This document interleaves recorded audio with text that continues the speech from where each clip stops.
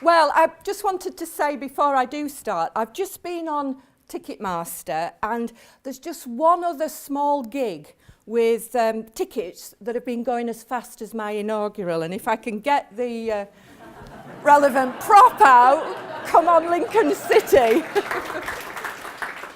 We're all football fans now and I do wish them well this weekend. So welcome everyone. I'm Professor Jacqui Briggs and I am delighted that you could be here this evening.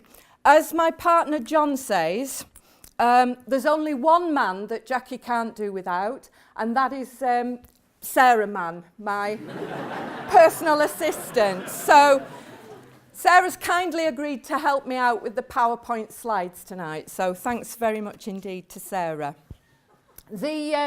The structure of my inaugural lecture is as follows.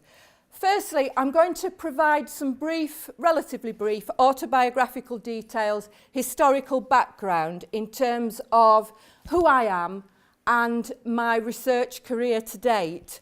As they often say in celeb land, my journey. I'm going to tell you about my journey.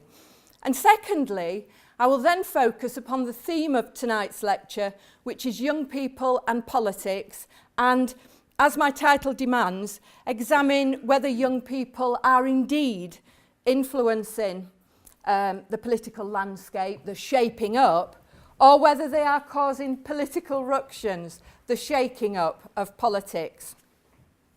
And thirdly, I also wish to spend a little bit of time discussing that topical issue of whether or not the voting age should be lowered to 16 years of age. Fourthly, tied in with discussions of lowering the voting age, there's also that debate surrounding political education and the teaching of citizenship. And I know one of my colleagues, Ben Kisby, who I can see is here tonight, has written quite extensively on that topic. So that's great too. Fifthly, and I think this is apposite given that today is International Women's Day, I'd like to think about the gender dimension in relation to young people and politics, and to discuss whether there are specific political issues in relation to the political participation and engagement of young women in the political arena. And that's on both a formal and an informal basis. And then finally, I'm going to finish off, if I've got time, by speculating with regards to the future of young people and politics, and I want to conclude with a number of observations in relation to young people and politics as we go forward. So looking at what does the future hold in relation to young people and political participation. I also want to share with you a few political podcasts whereby a number of young people outline what made them interested in politics. So firstly then, what is my background and what have I researched to date? And by the way, for those of you who don't know me and who may have been tempted to Google me beforehand, I apologise if you are somewhat disappointed to find that I'm not this kick-ass cyber Amazonian whose motto is no more tricks, just a straight up beat down. I kid you not. She's called Jacqui Briggs.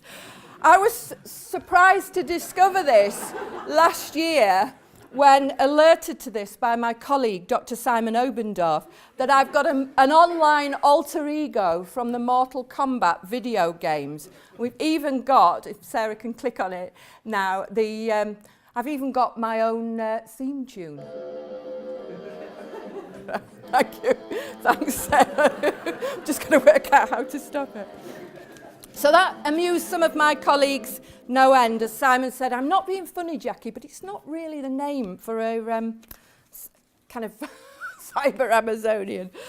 Anyway, so moving on then, I'm going to talk to you now about the journey, about the research that I've undertaken and how I've arrived at this particular point. So in terms of brief autobiographical details, I come from the small former mining town of Hemsworth in West Yorkshire, the granddaughter of Horace Briggs, a miner who died of pneumoconiosis, the miner's lung disease, and this you'll see the relevance in a while. and his wife Hannah, who coincidentally originated from Partney here in Lincolnshire.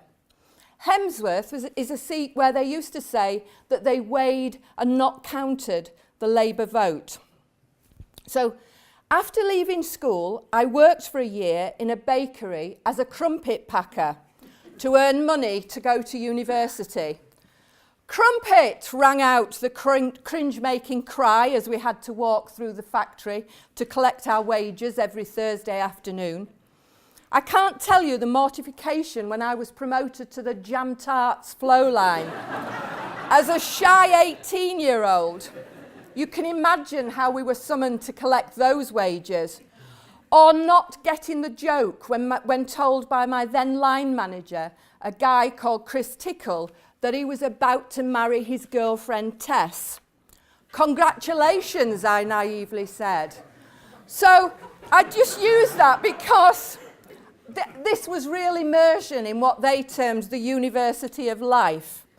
I went to proper university, the first person from my family to have done so.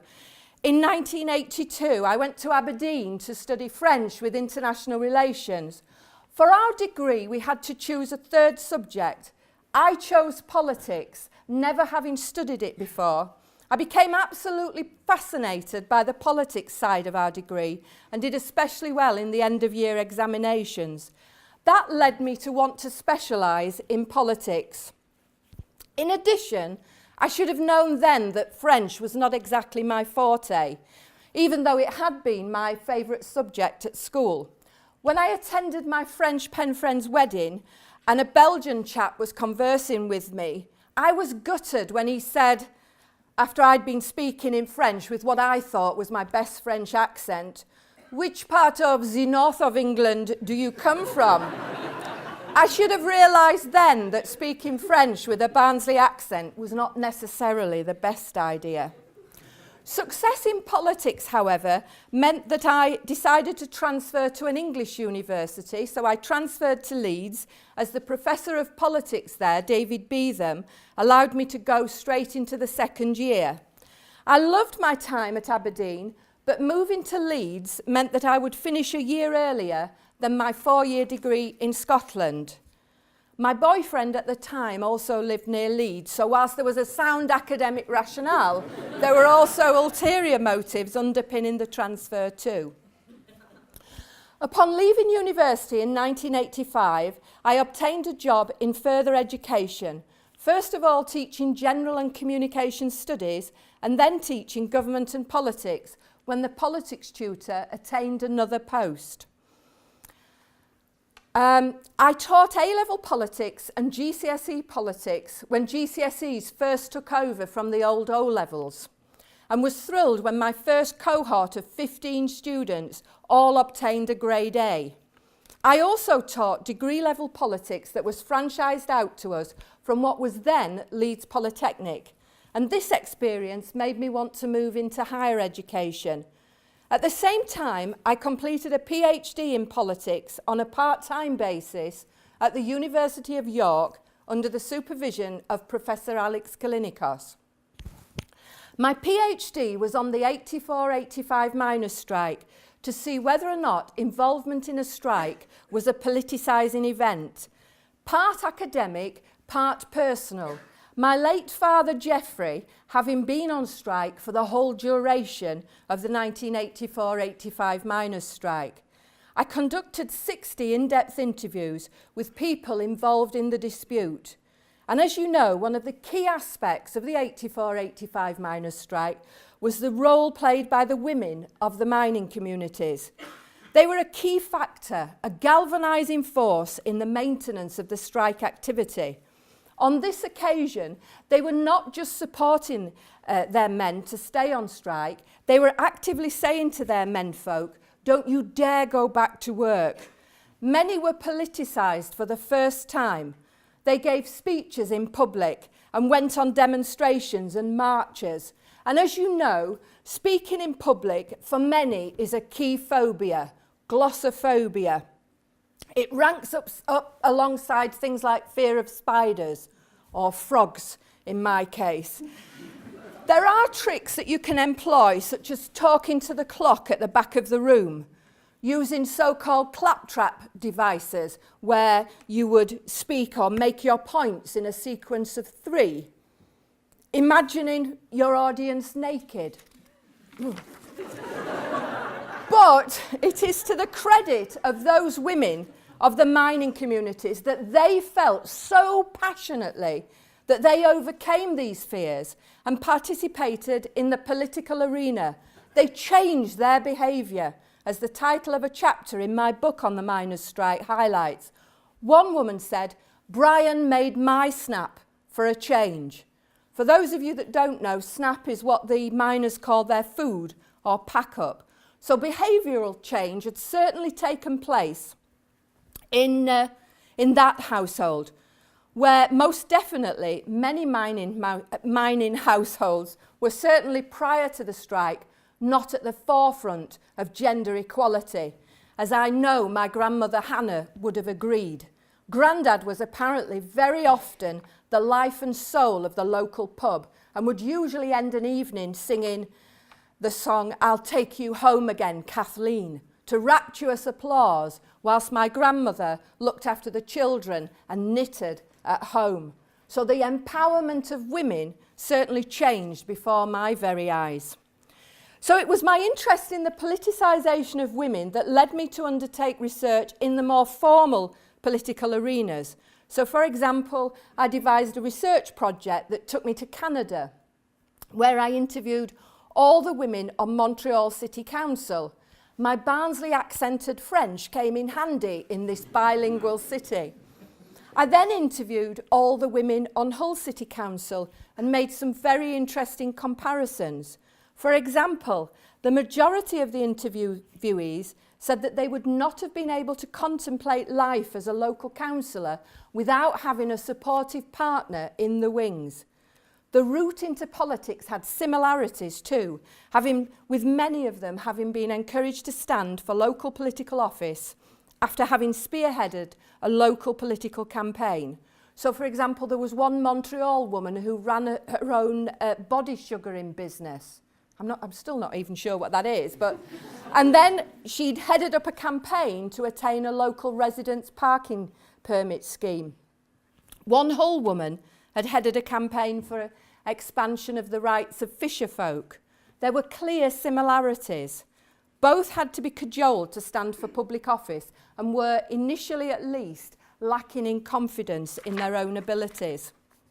Having studied female politicians at local level, I was interested in examining female representation at national level. In 1997, the number of women in the Westminster Parliament doubled. So it had been 60 in 1992, and it exactly doubled in 1997 to 120. I was interested to see whether women made a difference to the type of policies emerging from the sausage machine of Parliament, and also whether they made a difference to the way in which politics took place in the parliamentary chamber and its environs. The women were subject to intense media scrutiny. For example, there was one article in the Scotsman newspaper that was entitled 101 Damnations and was critical of the 101 female Labour MPs 6 months after their election. I interviewed 24 female members of Parliament, including Anne Widdicombe, the then MP for Maidstone and the Weald, who put me straight from the outset in that she was a politician who happens to be a woman and not the other way round. And she was also the only one out of the 24 who made me a cup of coffee herself. All the others got their secretaries to fulfil this task. I also interviewed the late Theresa Gorman MP, the then MP for Billericay, who spoke of the sexism that she had encountered in the House of Commons chamber, with one politician shouting, "She's got more hormones in her than a turkey," in response to her public and personal advocacy of hormone replacement therapy, HRT, and who also spoke of how difficult it had been for her to be selected as a candidate in the first place, with one selector refusing to select a woman who, quote, wore yellow shoes.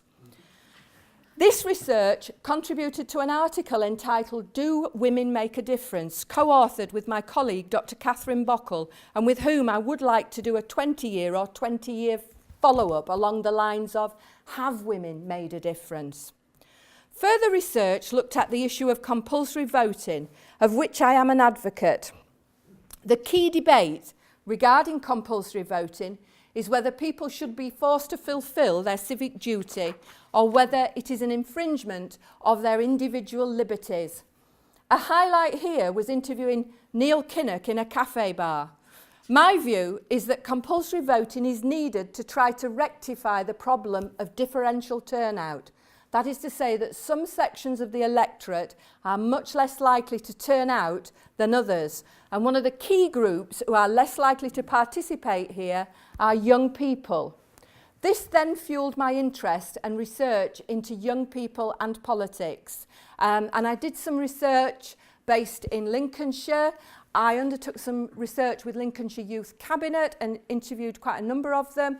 What was quite interesting was they were saying that they were interested in key things. So they're very interested in questions of transportation, and obviously with Lincolnshire being a rural county, that was of key importance to them. The media portrayal of young people was another issue, and then also talented youth. They were interested in avenues for them to be able to display their talents, be that musical or whatever. So as one said, he wanted to get better transport and travel prices for young people in Lincolnshire, and then somebody else was interested in the media image of young people. So I was continuing my passion for politicisation and my interest in the question of why is it that some people are passionate about politics and others, probably the majority, don't give a hoot. You know, if you could bottle it, I think that all the political parties would be interested. As I say, this then led to my more recent passion, which is looking at the politicisation of young people. So you can see that there is a kind of thread or theme running through my research. There's a growing literature on young people and politics. So in terms of young people and politics then, the traditional view may see this as an oxymoron. But I think we need to think, is the political landscape changing? Are young people becoming more active? And if so, what is the reason behind that activity? So I want to just focus a little bit on the extent to which young people are becoming politicised, whether that's on a formal or an informal basis. So as I say, how do they shape and impact on the political scenario? Or on the other hand, do they pose a potential threat or challenge to the political system as we know it? Are they shaking it up? So we need to think then about whether or not young people are interested in politics. Research tells us that when we look at electoral turnout, young people do not participate in voting to the same extent as older people. So older people are much more likely to turn out and cast their vote.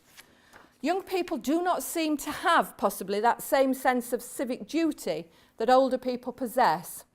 And in part, one of the key reasons why, as I've already stated, I am an advocate of compulsory voting, but clearly that's for another day. So young people, when questioned, they're not disinterested in politics. And as Alex Delaney once said, she was former chair of the British Youth Council, she said young people are not apathetic about politics, but perhaps they are about politicians. So they're not apathetic, but they do tend to be less enamoured by mainstream politics than older people. Is this perhaps a rational approach? So when questioned, young people tend to be interested in specific issues like, for example, animal rights and environmentalism. If they don't turn out to vote, however, could their needs, their interests and their wishes be superseded by other concerns, by concerns that matter to older voters? So forgive the ageist pun, but as one young person said to me, he said, I'm not interested in Stanner stair lifts and tenor lady.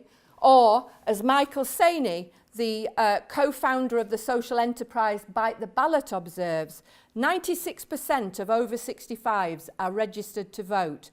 And there's an inherent link between voter registration and policies, Sani says. There's a reason that winter fuel allowance, free bus passes, free eye tests and free prescriptions aren't taken away. Politicians fear being punished at the ballot box. So if you add in things like free television licences for the over 75s too, I think it'll be worth analysing Philip Hammond's budget of earlier today with this concept in mind. So are there specific issues that we might describe as youth issues? And do these issues differ from issues affecting older people? As I will say and make a case, young people, they don't constitute one large homogenous group as often people seem to want to categorise them. But it is still apparent that young people can be interested in specific issues and ideas that differ from those primarily favoured by older people and voters. For example, so I've mentioned environmentalism and animal rights. There is a belief too that young people are more concerned about global issues, that they are more likely to try to focus their attentions upon influencing global corporations rather than specific governments. They participate, for example, in actions such as boycotts of products and also boycotts, which is where they specifically encourage the purchasing of ethically sourced or morally sound products. In addition, young people are potentially losing out, not just in terms of policy areas and interests, but they could also be losing out in terms of getting their voices heard as elected representatives. The average age of a Member of Parliament elected at the 2015 general election remained at 50 years of age, although the average age for those entering Parliament for the first time was 44. Despite the election of the youngest MP at the time in 2015, that was 20-year-old, well, 20 years and 237 days, because it's very important, Mary Black became the SNP MP for Paisley and Renfrewshire South. And contrast Mary's age too with the oldest MP who was elected in 2015. So Sir Gerald Kaufman, who was first elected in 1970 and who was 84, nearly 85 at the time of the general election. Now, as you probably know, Gerald died last week and has now been superseded by Dennis Skinner, MP. Now, I know that many sprightly, young at heart 50-plussers, myself included, can we really fully claim to know, let alone represent, the needs, wishes and desires of those in their 20s, let alone even 18-year-olds or even 16-year-olds if the voting age is, as I believe it eventually will be, lowered to 16 years of age. After the 2015 general election, only 15% of members of Parliament are aged below 40 years of age. There are 107 MPs aged between 60 and 65, and more than ever before. And also, there are more MPs aged 70 and above than ever before. So 24 MPs are over 70, another record. The organisation called Interparliamentary Union published a report in 2016 that looked at participation, youth participation in national parliaments, and they found that on a global scale, less than 2% of world parliamentarians are under 30 years of age. Some have called for the adoption of youth quotas or for the opening up of political deliberations to young people. So this is not to say that our elected representative institutions need to be an exact microcosm or mirror image of society at large. As the political philosopher Hannah Pitkin wrote about in her key work, Representation, that was published way back in 1967, she said, "The real question is not whether my representative looks like me, but whether my interests are being represented. Is my representative acting in the interests of the represented in a manner responsive to me?" So what we have to think about, therefore, is whether young people as a group, do they have unique, politically relevant characteristics? Whether they have special interests to which a political representative could, or indeed should, respond. But surely there needs to be greater representation of certain groups, and I would include young people, and as I shall argue in a short while, young women amongst that category. So to me, I'm not saying that an older white middle-class man, or to use the parlance of one article on gender and political representation by Fiona McKay and Merrill Kenny of Edinburgh University, they talked about them being male, pale and stale. I'm not saying that, but I'm not saying they cannot represent a black working class young woman, but surely it's all a matter of scale, it's all a matter of degree. So there are currently 196 female members of parliament. 191 were elected in 2015 and 5 at various by-elections. The latest by-election being Trudy Harrison a few days ago. Black or ethnic minority background. Both figures are the highest they've ever been for their respective groupings. Now there is a burgeoning literature on young people and politics. Professor Matt Henn, for example, from Nottingham Trent University, has written extensively about young people and politics. Our own Ben Kisby has written at length about the concept of teaching citizenship and what that means for political education. Dr. James Sloan from Royal Holloway University is another key writer on young people and political education, political engagement. Professor John Tong and Dr. Andrew Mycock have written a number of articles on young people and politics, much to the amusement of their students, in Andy's own words, as students search for their co-authored papers online. These are some of the key authors in the field, and I would urge you to have a look at their work if you are interested in this topic. In addition, I was just going to say as well, there's often it's a kind of a duality of approach towards youth, and Dick Hebditch is one author who's written about this to say that sometimes there's a perception of a kind of positive image of youth as fun, as the future, you know, that optimistic approach, and then the negative approach, youth as trouble, as a threat and a fear. And then also Stanley Cohen's written about moral panics, and very much focusing on the mods and rockers, and again quite an interesting analysis of youth and the way in which young people are portrayed by the media. In June 2007 there was a green paper published called The Governance of Britain that was published by the Ministry of Justice, and that proposed the setting up of the Youth Citizenship Commission. And I just want to say a little bit about the Youth Citizenship Commission. Professor John Tong headed it up, and it basically was looking at a number of issues in relation to youth political participation. Amongst other issues, it was examining whether reducing the voting age would increase participation in the political process. These are just some of the people who were on the commission, so Miranda Sawyer, the journalist Tanny Gray-Thompson, Wes Streeting, for example. And part of its remit, as I say, was to investigate lowering the voting age to 16. In October 2008, a consultation paper was published, and responses were requested by January 2009.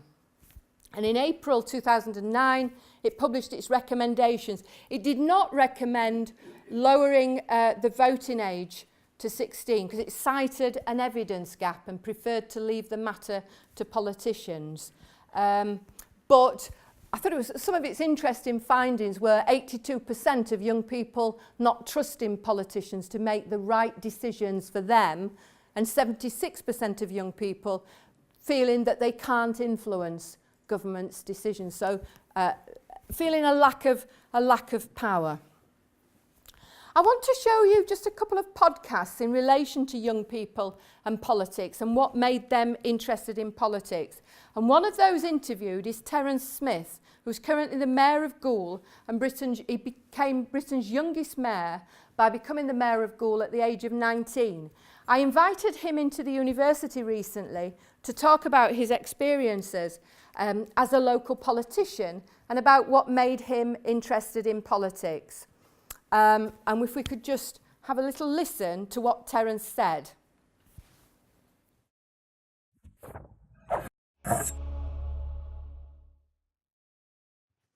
Okay, well, I'd like to welcome you, Terence Smith. You're the Mayor for Goole, and at the time the UK's youngest mayor as well.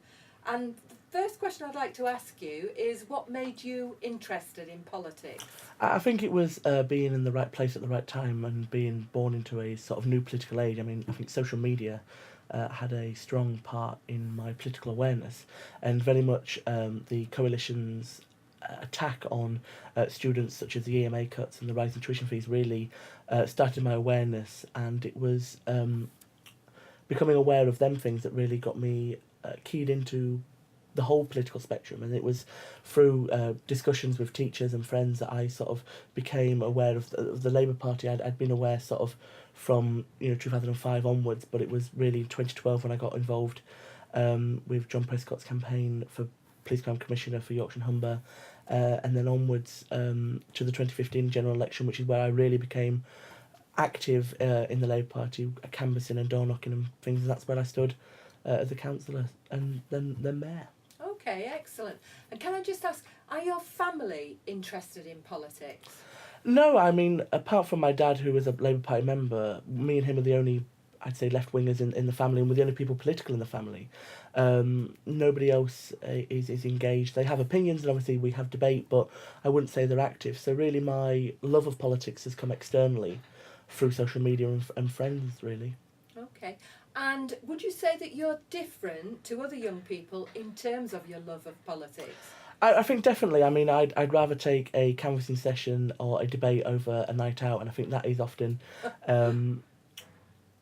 takes people back, and when they realise what I've done and what I have to sacrifice at times. I mean, at my A-levels result party, I was in a council meeting while everyone else was out, so it's really giving my bit back. So it was the sacrifice I take, but I love it, and I enjoy going to branch meetings, and I enjoy a good long policy meeting. So really, I think I am different, and I think there's a lot of politics students out there that are like me, and I think it's a sort of a new age that's dawning, that people are really getting a kick out of politics. Brilliant. And can I just ask, what do you see yourself doing in the future? Will politics play a part? Definitely. I don't think I could stray away from politics now, but exactly what, I think it would be too early to call. If you'd have said to me, I would be Mayor of Goole at the age of 19 3 years ago, I probably would have laughed, and I think everyone would have. And I think it's just really what comes to you, and take every opportunity, and that's why I did. I didn't say no to anything. I took what was offered, and I will always do that, and do whatever's right, and hopefully represent the people. Brilliant. Thank you for talking to me today, No, Terence. Thank you. He was absolutely fascinating. He came in and spoke to one of our school seminars, and just a really interesting young man, and fascinated by politics, and as he says there, prepared to put politics first. Just conscious of the time factor, Sarah, I'm going to skip. The next slide is slide 18, but I'm moving straight to it on page 15. So I just want to talk really about the issue of young people and political participation, and just to say that it really got onto the political agenda due to a series of low turnouts in recent elections. And in particular, what really kind of concentrated the mind was the fact that only 37% of 18 to 24s voted in the 2005 general election. And that really sparked debate amongst political scientists and politicians alike. So you can really see it was this low point here that really got the issue onto the political agenda. And I know different polling organisations have different statistics. This latest one from 2015 is an ICM poll. Now the British election study does give the figure slightly higher than that, but nonetheless, there are still issues in relation to young people turning out and voting in general elections. So I want us to think about whether or not we think that the voting age should be lowered to 16 years of age. And I know it is a contentious issue, but if I could just have a bit of audience participation at this stage, could I ask for a show of hands if you believe that the voting age should be lowered to 16 years of age? That's quite interesting. I would probably say that is the majority, but still quite a few people not in favour or undecided. But it is an extremely topical issue, and I think there is a genuine momentum, given that, for example, 16 and 17-year-olds were able to vote in the recent referendum relating to Scottish independence that was held on the 18th of September 2014.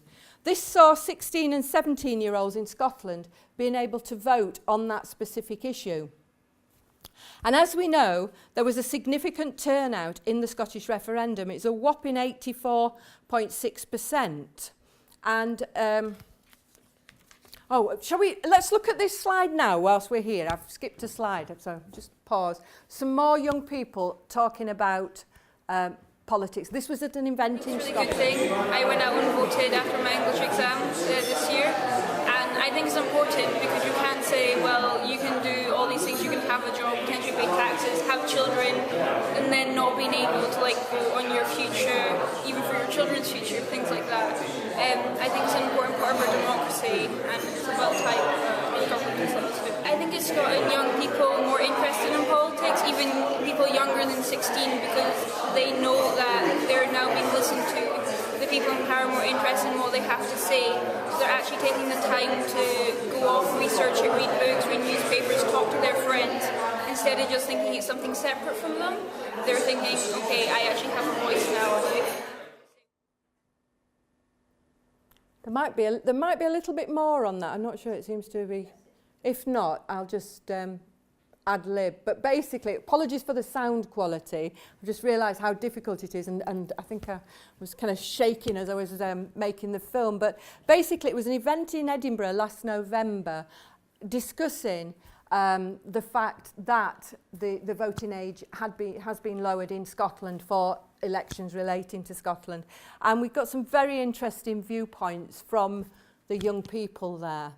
I think if we move on to the next slide, Sarah, that'd be great. And again, conscious of the time, I'm going to have to skip one or two things. But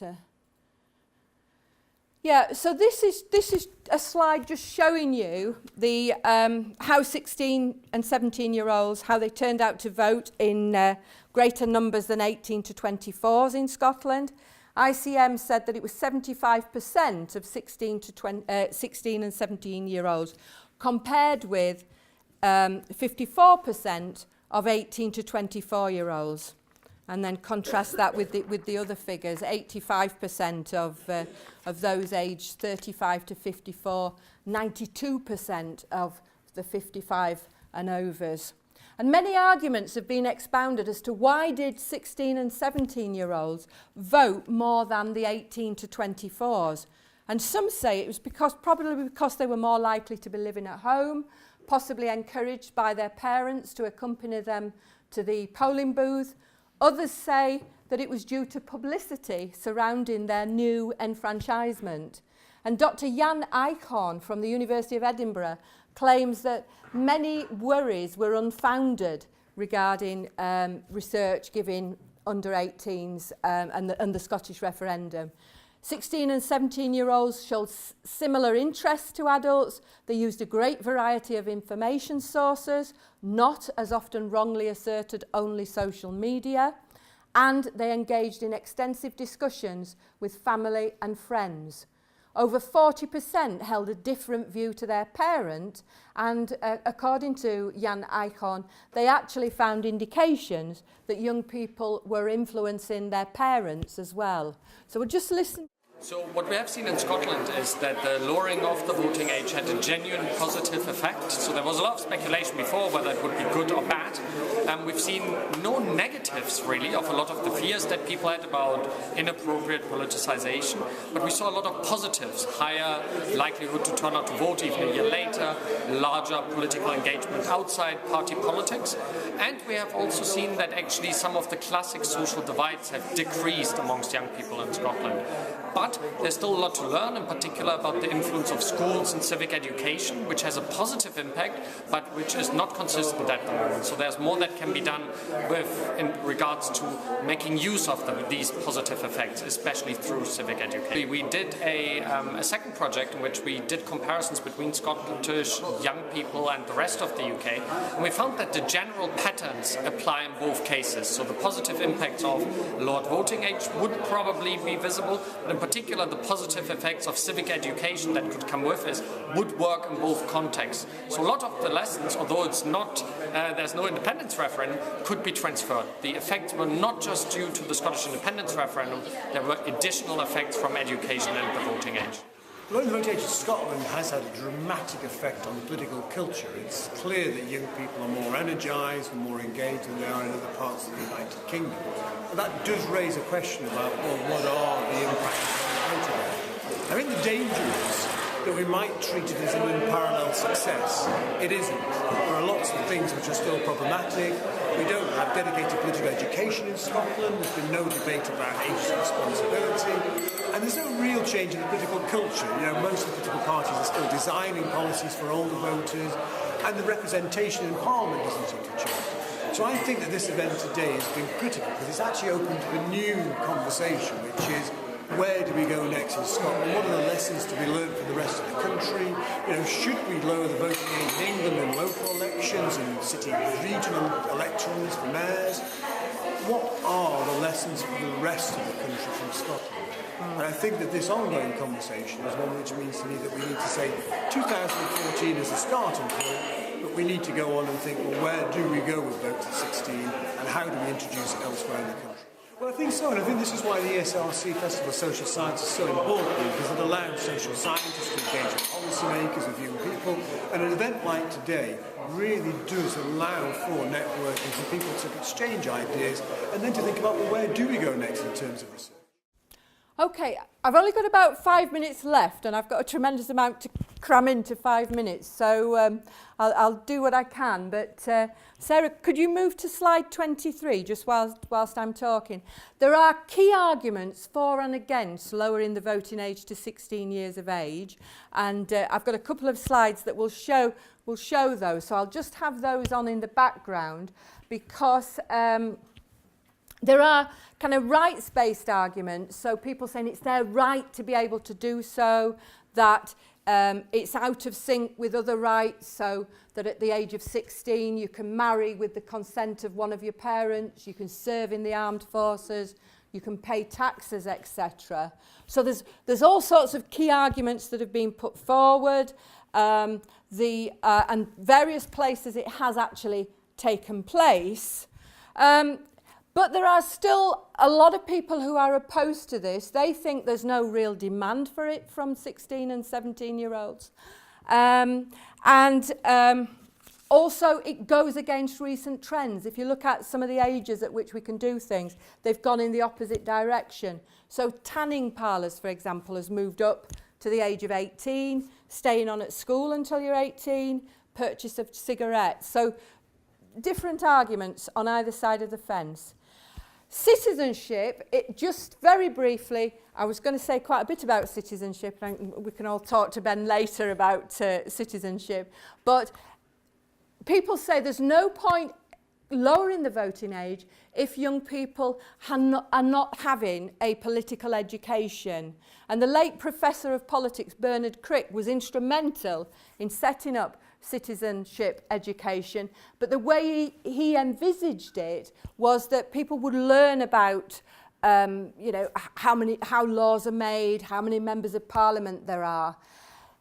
Analysis of citizenship teaching says that in some schools then it's not taught by a qualified citizenship teacher, it's focusing on things like drugs awareness, relationships, bullying, all laudable aims, but not really what the original intention was. So a proper programme of political education is required.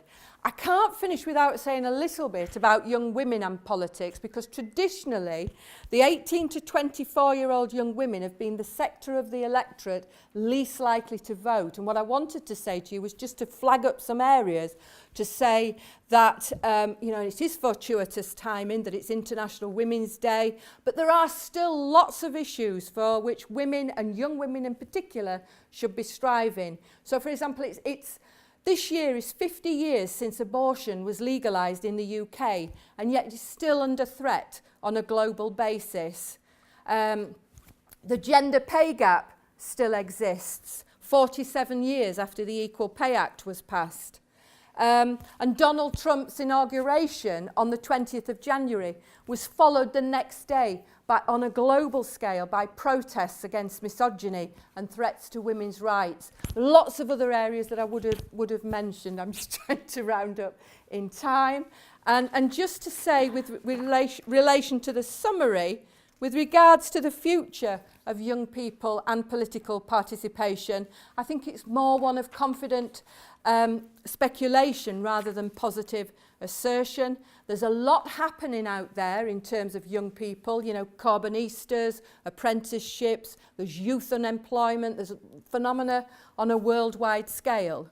More recently, the world has witnessed a number of developments. We're told that we are in the world of post-truth. What's that all about? Does post-truth really just mean lies? And where do young people fit into this post-truth world? Do they feel shortchanged by the formal political world? What part has social media to play in this post-truth world? Young people, we are told, are the most adept at using social media, having grown up in a world where it is the norm. Allied to this has been that move away from a reliance on experts and indeed a mistrust of expertise. In this brave new world, the people become the experts, and social media facilitates this. So we trust our fellow ordinary citizens on websites like TripAdvisor to provide us with the lowdown on our next holiday or hotel accommodation. We use Wikipedia with its multiple lay editors or buy products from eBay and Amazon on the basis of customer reviews. Crowdsourcing is another recent phenomenon and links in with the power of the people.